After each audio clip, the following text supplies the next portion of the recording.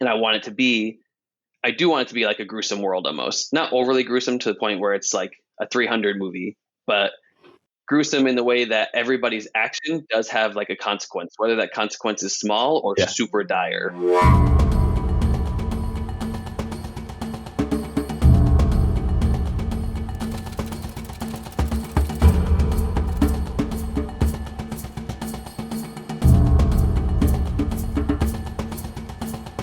Hello and welcome to the podcast Homespun Script. Joining us today is author Timothy Robare. Did I pronounce your name right? I should have Yes. checked with that beforehand. Okay. Tim has written several books spanning a wide range of topics, including a biography, several books of poetry, and 2 fantasy series. Today, we will be discussing his most recent fantasy novel, Tales of Battle, The Fox, the Jaguar, and the Mysterious Island. The novel is the first in the Tales of Battle series and initiates an epic narrative of social and political change in a world occupied by humans, elves, and animal humanoids, amongst whom relations are becoming more tense and volatile. The novel centers around 2 of the animal humanoids, Jacama, a fox, and Caesar, a jaguar. Here's Tim reading from the novel where Jacama is introduced. Get out of my way, a city guard pushed through the crowd in the market street. You there in the hood, stop. The chubby man with a thick mustache continued to shove through people. Other guards filled in behind them in dull gray armor as they walked through the narrow alley and bounced against others. The hooded figure turned slowly with the brown hood that hid his face. The shimmer of the sun hit his green eyes as he caught the gaze of the guard. He sprinted down the broken cobblestone road with a quick turn back and dodged down an alley. He ducked under a moving food cart full of fresh berries of July and slid around another corner. Watch it, a fat baker yelled. Running by him, Jacama grabbed an apple from the cart and jumped up on the large stones bulged out from the houses. The hood figure scaled them without a stumble. He reached the thatched roof and continued to run and leap from roof to roof as shouts came from below. His orange bushy tail with a white tip stuck out from under his cape as he sprung without hesitation. Where is he? Shouts bellowed from below as the men ran through multiple alleys. They searched for him. He was on the roofs, a feline soldier with gray tiger print responded. Found it. Oh, one soldier went to shout from a roof as Jacama ran at him, kneed him in the face, knocked him out cold, and continued to run. Continuing to jump roof to roof, startled people from the houses shouted. He laid down and watched to ensure the guards went in the wrong direction. The city of Nepal was large. Most buildings were made of similar gray stone or dark wood of the tark tree, and they had yellow thatched roofs. The occasional brick building did exist because some wealthier folks shipped bricks for homes, mainly in the financial district. Nepal was a city toward the outskirts, and the immense forest stretched beyond it. Cool. So, Tim, thanks for joining me today. It's a pleasure and privilege to talk with you. The pleasure is mine. Thank you for having me. Right. So, tell us a bit about yourself. Well, I grew up in a small island in Vermont near the Quebec border. I went to school in New York got my writing arts degree after I did some army training for a few years and decided I wanted freedom. I hike, mountaineer in my spare time and travel a lot. I just went to my 59th country. I love to play sports, super competitive, but I really live to like create. So I was born unable to hear and had to go through years of speech therapy. So writing always was more natural for me than speaking. Wow. So you were born without the ability to hear and it just developed later in life? No, my family realized when I started walking to the TV and like pushing my head against it when they were watching it when I was really young. Oh. And they brought me to doctors and they ended up like reconstructing my eardrums and putting tubes in, and I had to go sit in a box with beeps for a long time after surgeries. I had a couple surgeries and then a lot of in and out of beepy boxes in speech therapy. Beepy boxes. Well, it sounds as though you actually have memories of that are, at least somewhat humorous with the beepy boxes. Yeah. So you've written several books over a wide range of genres and topics. Could you maybe talk a bit about this incredibly varied body of work that you have? Yeah. So I've always loved poetry. It's always been a really fun outlet for me. And I made money off it through high school and college, even writing people's poems for classes and everything. Oh, yeah. And it's always just, I never actually thought anything of it. And people would always be like, oh, your poetry's good. So I mean, like loving her is just off of my whole love life with women, basically the ups and downs. And I had written Mhm. notebooks of it, and I was like, I'm going to compile this. The World War II vet, it's a kind of different story. It's not really my specialty or something I really love. But my mom was an at-home nurse for a World War II vet that he had dementia, and I would go Mhm. down, and he would, one day he was just telling me the smells and what it was like to be on the islands in Japan during World War II, and he was like, everything he said was like he was there in that moment. But this is a man Mhm. that couldn't think of where his wallet was, or he couldn't go to the bathroom by himself. So I was like, man, Mhm. I started writing it down, and I was like, this is one of the, there's not that many World War II vets left. And now he's dead. Mhm. But at the time, there still wasn't that many. Mhm. And I was like, oh, I got to write this guy's story down. And then I started tying it in with dementia. And then I was like, how do I really cement this book? And I knew like a little bit of his love life, but he talked about his dog more than he talked about his wife. So I Mhm. kind of made that part up a little bit from the little he did tell me, and Mhm. tried to make it, more interesting for a read. And it was just kind of fun to do something outside of my comfort zone as an author. And then Tales of Battle, I mean, I've always loved fantasy and I love to create. So I started writing that while working at a gas station, and then got into 12 Nights. I actually just did on the side for fun because Tales of Battle got kind of stressful in the way Mhm. of I had put so much effort into it. I needed an outlet to keep myself writing. So Mhm. I just wrote this novel alongside of it, just kind of for fun and humor for my own benefit that I didn't really care as much about, which probably sounds bad. But like Mhm. Tales of Battle to me is my whole essence. And this was more like a Mhm. fun toy side thing to just kind of play with and see what happened. Mhm. And it just kind of helped me stay on task. Mhm. But you have eventually completed the first book in the Tales of Battle series, which we're going to be discussing today. So maybe if it doesn't bring back bad memories of stress through writing or anything like that, maybe could you be a little bit more specific and go into depth more about how this book came to be? And Um, I found the title clever, by the way. For those who don't know, it's spelled Tails rather than Tales, Thank which you. is appropriate. Um, when I was really young, the first book I ever remember reading was the Redwall series. And I was like, oh man, these animals going to battle, and like, the Redwall series is like little animals and it's more for kids. Although I'm reading it again and I'm like, oh, this is actually kind of brutal because I was reading in third or fourth grade. Mhm. And I was like, oh, I always wanted something to happen with that. And when I was working at the gas station, I was like, what would be really cool if just like, I mean, I've always had the obsession with animals. I was like, what about animal humanoids? And I love medievalish things, sword fighting, magic, all of that kind of fantasy stuff. And I was just sitting there because I worked like 2 p.m. to midnight. And I just started kind of writing. And I love Mhm. foxes. And I had just seen a fox not that long prior. And I was like, okay, my main character is going to be a fox. What would be a great villain, which was originally actually supposed to be Caesar? And I was like, oh, a jaguar, Mhm. like beautiful, but powerful and dangerous. Then obviously that all changed. I hand wrote everything every night I was working in and out of customers. And then when I was just alone, and I kind of just let the whole story tailor itself. Um, Mhm. and then I had beta readers, and then I added a whole nother continent, a whole nother section of it because I just felt like they felt like it needed more, and I felt like it needed more. So it was all Mhm. just kind of spur of the moment. The world that you craft here is pretty complicated, and I get the feeling we're going to get more and more of a development of this world as the novels progress. So I expect you spent a good amount of time just constructing the world and in which the novel takes place because there's a lot going on there. And I'd love to hear more about your process of world building. I kind of wish it's messy, just like everything I do. I wish that I had built it all prior, like my map and Mhm. everything, because I actually built my map after I was done, which meant I had to go back through the book and try to piece it all together in a way that it would Mhm. make visual sense, which is not my specialty. But as far as the world building itself happened, it really just kind of started coming. I got really interested, and I've traveled a lot, so I try to put my travels into it, and I Mhm. also try to make it really relatable where to our world as much as possible. I think it makes it easy for people to grasp. So Mhm. as far as like the actual physical elements of the world, I tried to make it so people could understand it and also relate it to what I've seen. Mhm. Um, and also try to, I mean, not so much in this book, but further on, there is like different cities that are shaped different, like we have in our world, and vast development of those kinds of areas.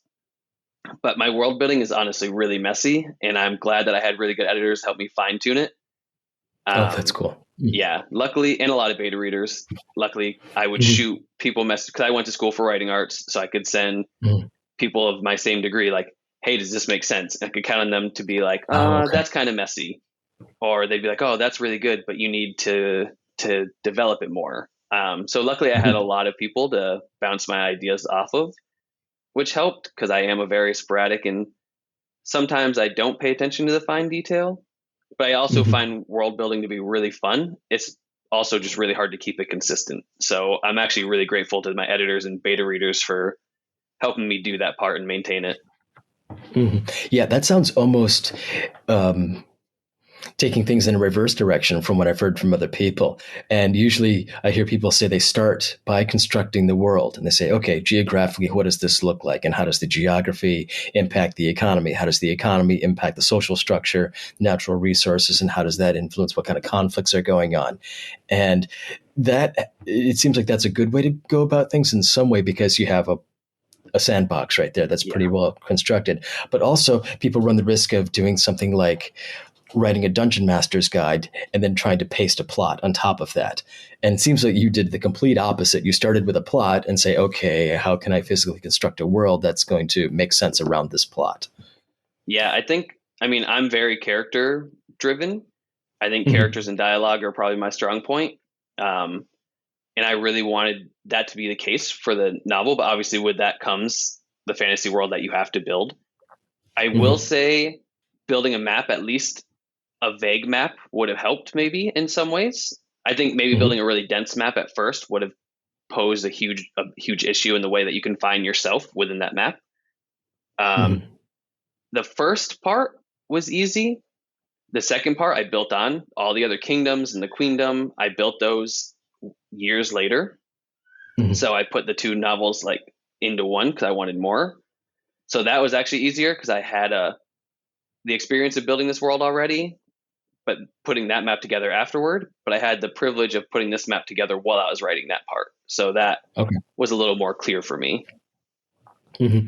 Yeah, let's go into the world itself a little bit then. You start right out in the novel by describing very quickly how sort of the state of affairs has come to be as it is with the animal humanoids and the humans and the elves and how that all happened. Could you maybe just say a little bit about that so we can kind of a backdrop on which we're going to start, upon which we can discuss the novel? You mean like the prologue? Yeah, yeah. Um, so basically, I mean, magic will come to play more of a role in the later books, but I wanted a way to kind of explain how these animal humanoids came to be that wasn't just evolution. And it doesn't even Mm-hmm. have to be factual, right? It's kind of cool the way I think it's cool. I hope other people do. The way I did my prologue in the way of it seems really mystical, but Mm-hmm. oftentimes as humans, we mystify things, right? We take things, whether it's religious or whether it's anything else, and we really like add these magical elements to them, or we Mm-hmm. make them way more than they have to be, or maybe way more than they were, and that's really fun. So you could take it either the way that yes, this magic is real, this actually happened. The battles are real, like the phoenix and the dragon and everything that actually is real and will come into play. Mm-hmm. But like how the animal humanoids came to be, how these all came to be, can be either evolutionary and people view them that way because, as you know, like in the book, there are people that hate the animal humanoids. Mm-hmm. So it could be just run from them to say, hey, these aren't natural. Or it could be that Mm-hmm. this really did happen, but because it happened so long ago, it's kind of up in the air. And that's kind of what I hope people would get from the prologue. Mm-hmm. Yeah, I actually went back to the prologue a few times as I was reading because each of the factions has its own sort of mythology. Some refer to like a singular god with a capital G, others refer to gods, and others don't even have any of that. There's just the mystical land of beyond, and that's all there is to it. And so as I'm reading that, I was going back to the prologue once in a while and say, okay, which parts of this mythology did this group get? Which are they picking out? And I kind of suspect it's going to become more important later on in the books and it's going to play out a little bit. And I certainly hope it does. It will for sure. Okay, awesome. So let's talk about the specifics of the world. There seems to be a serious lack of governance and law at work in this world. Justice, or what there is of it, is usually carried out by force, and order is kept merely for like practical concerns and out of fear of retribution. Not so much from a governing body, but more at an individual level. Can you talk about maybe the social situation and the social environment in this world? I would say it's very raw and tribal in the way Mhm, that people are where they are because they feel safe where they are, but much for that reason. It's kind of, mhm, I think in us, in humans, in everything, in animals, there's always like this dog eats dog vibe, whether it's through money, whether it's through power, whether it's through, fighting itself. mhm, And I really wanted this world to be very raw.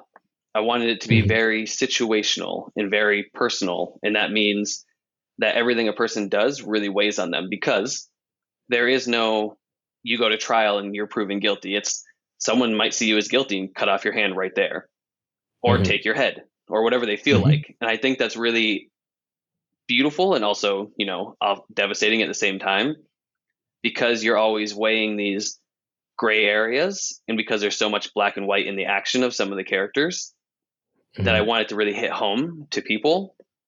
And I do want it to be like a gruesome world almost. Not overly gruesome to the point where it's like a 300 movie, but gruesome in the way that everybody's action does have like a consequence, whether that consequence is small or Yeah. super dire. And I like Mhm, that there's a whole wavelength. It's very personally driven. mhm. Yeah, it is. It's justice happens on a very micro level. Yeah, that's one thing I noticed. And every individual action, you're either going to get called out it right away and stabbed in the face, or you're going to get away with it because you have powerful friends, and someone is just not going to do that Yep. because they're scared. Yeah. When you said you worked at a gas station and you started crafting a lot of this when you were at a gas station, I have thought, okay, this lawless world, is this a product of working late nights at a gas station, or is there any kind of influence there? And that's, the more I think about it, the more distant that connection might be, but it's sort of fun to think about regardless. So yeah, what were some of your favorite parts of the novel to write? Oh, a lot of the Danby situations I would say were fun to write. Um, Mhm. when Okay, Danby Danby. meets like Yeah, the yeah. rhino and he starts talking about his warhammer and how much he loves it. I love that part. Mhm, I really loved writing the camaraderie of Danby and Jacama because I really mhm, found it to be very beautiful for me to experience because I didn't have any plans. So writing, I went along with the characters. I let them mhm. take me. So kind of seeing how it played out. Danby is the boar Yep. humanoid, correct? Yep. And Jacama's best friend. Yes. So Okay, writing yeah. them was one of my favorite parts because it was really, really fun. I also really love writing the downfall of Lenton the wolf. I Oh yeah. loved writing Mhm, his very intense, dramatic downfall and how each of the other characters that were there kind of witnessed it, went through it, their reactions to it. I thought that was really fun and raw and just kind of a different feel. So I loved writing the more humorous and like introspective friendship parts, but I also really loved mhm. some of the really intense, dramatic, um, volatile parts. Yeah, that scene with Lenton, right? The Yep. wolf. That, yeah, I was trying to figure out what was going on there, and did he just kind of snapped, didn't he? Yeah. He just had a total mental break. Okay, yeah, and no coming back from that, and yeah, you know how things like that are dealt with. But that was interesting part right there. One of the things I really liked about the novel is the way you construct the dialogue. It's not what I would expect from like a fantasy novel. It almost seems contemporary, and like, the way the characters interact. They interact like I would expect normal people right now to interact, and how they talk, not except for the possibility of Kula, the reptile. Right. But yeah, can you maybe say a little bit of your approach to constructing that dialogue? Um, I know it's actually a hot topic in the writing community right now, like the dialogue Mhm, versus the setting. I mean, for me, mhm, fantasy can be anything. And I also think we mhm, place a lot of our view of medieval is what we expect it to be from our actual history. But Mhm. in a fantasy world, who says they have to talk like that? And some people might find that hard to Right. relate to, but I also want these characters to be relatable to who we are now. Mhm.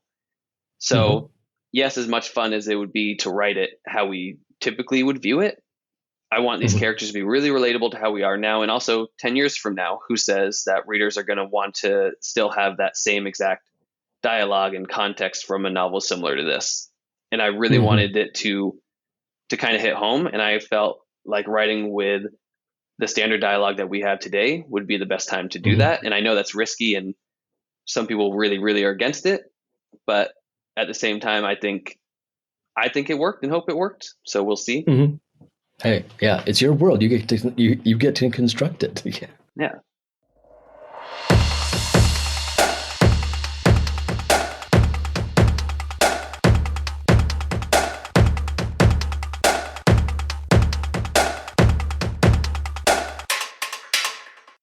Including the animal characters and the animal humanoids. This allows you to maybe make a gesture or take a glance at some metaphors. I hesitate to say allegory here, but definitely metaphors with regard to some social issues and specifically exclusion or populations that are oftentimes either oppressed or excluded from the normal populace.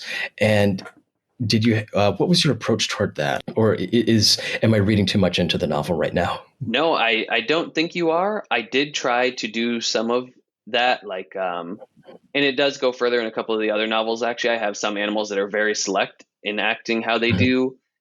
Um, I did try to kind of give them their own flair or kind of play a role of where they come from continentally or culturally, because I do think that's Mhm. important. Not all of them. Some of them are very much just standalone.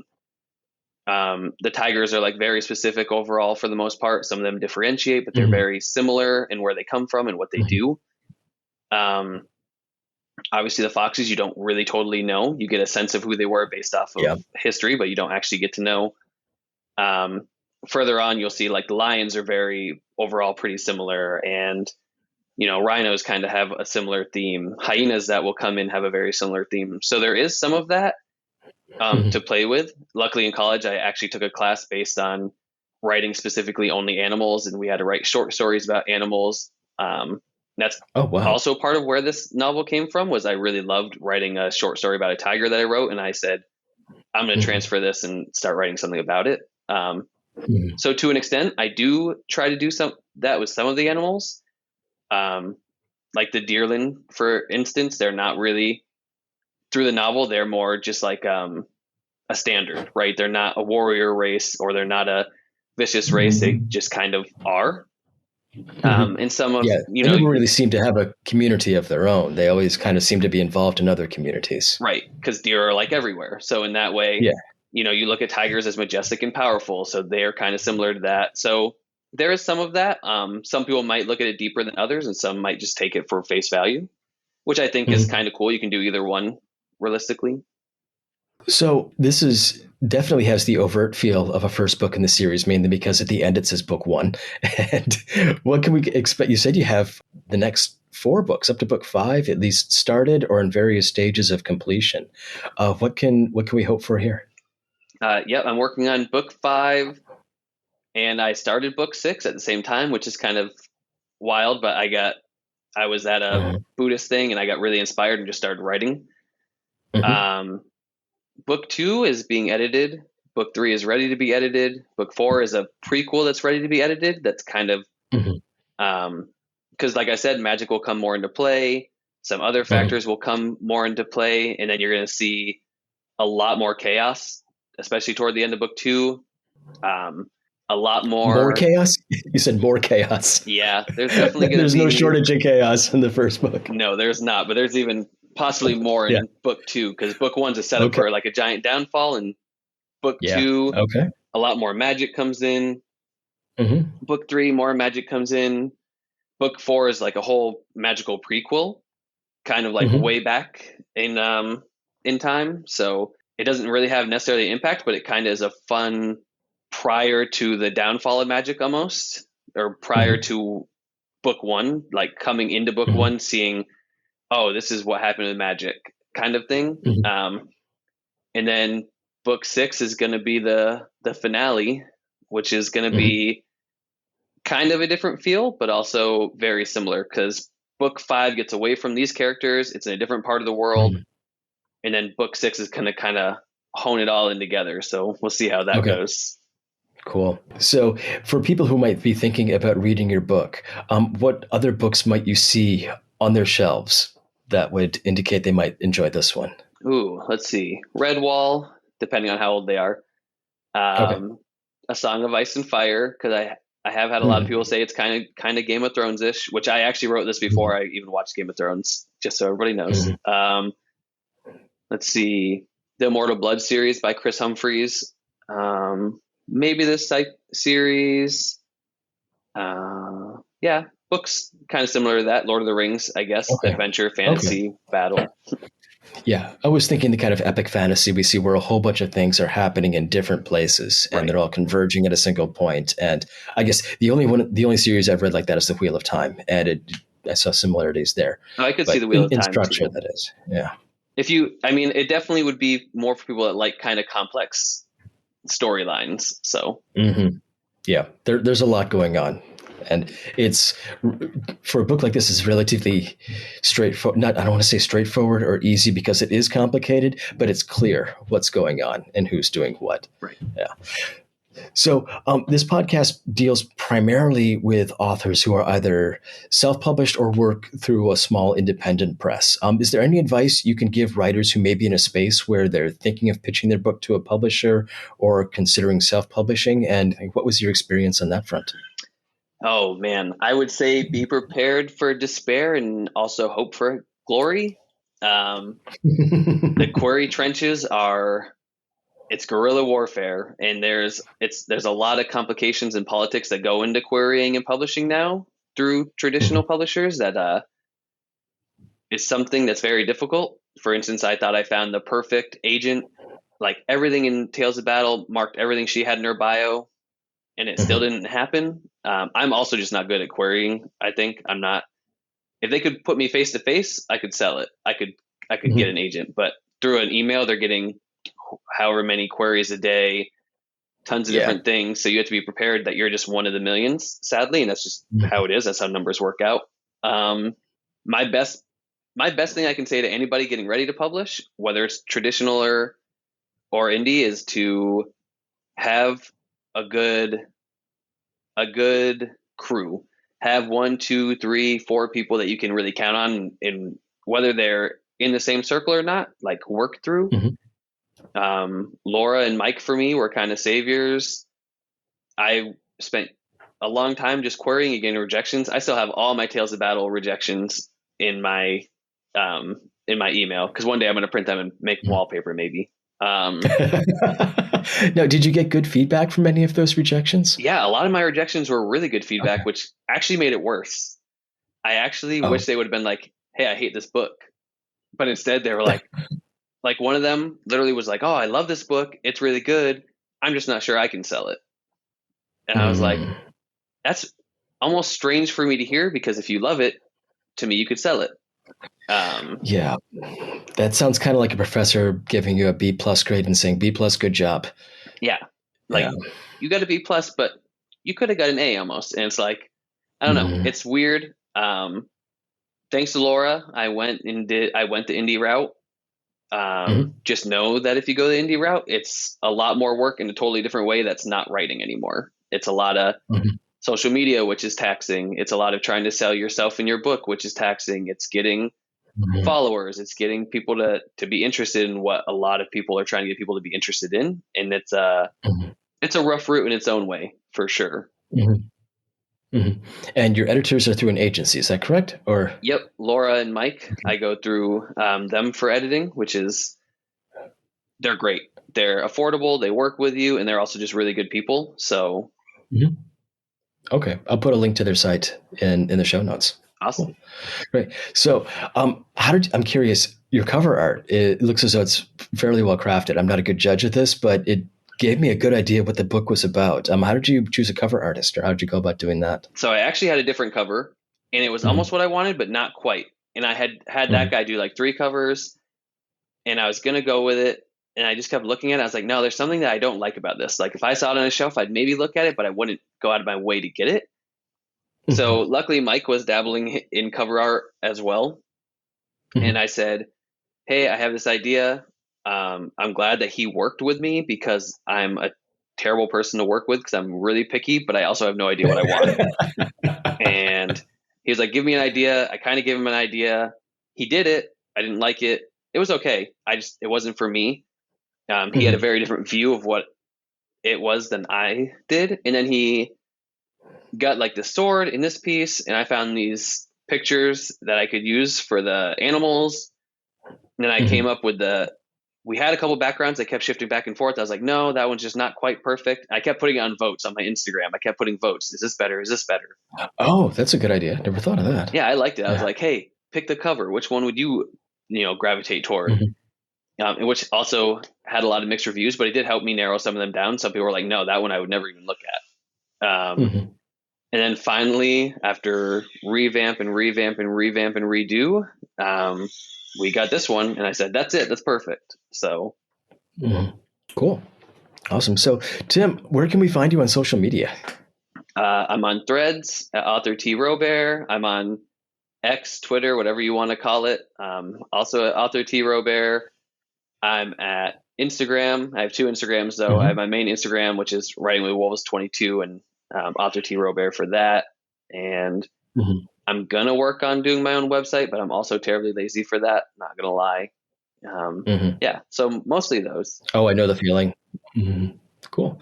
All right, we'll put all those in the show notes. And yeah, hey, Tim, this has been a great conversation. I enjoyed reading your book and looking forward to the next 4. So when's the timeline for book 2? Well, Laura and Mike are very busy right now, and because we've become pretty close, they cut me some slack, but I also cut them some slack because I know that they have clients that have more money than me. So I'm okay with being put in the back burner, and I want to get this book out there as much as possible, and that way, hopefully, for book 2, it won't be as much work, and I can get some pre-orders. So I'm looking at probably early next spring. I was gonna do like a nice winter cozy, hey, get your Christmas present, get your winter book going, drop, but I don't think I'll do that with this one. I've considered it because it's a lot of fire magic comes into this one, so I'm like, oh, warming, fire, winter. Yeah, that's kind of an interesting idea. I know. Cool. So I wanted to play that up, but I don't know if that's necessarily possible at the moment. So we'll see. Sometime between December and March, hopefully. Cool. Well, good luck with that. Hey, Tim, this has been a great conversation. I've really enjoyed talking with you. And yeah, I wish you all the best as an author and all the success with your next few books in the series. Thank you. I appreciate that. And I appreciate your time. And it was fun to chat with you as well. And I love the questions and I like your outlook, honestly. So. Okay. Well, great. Well, we'll hear from you soon, I hope. Yeah, of course.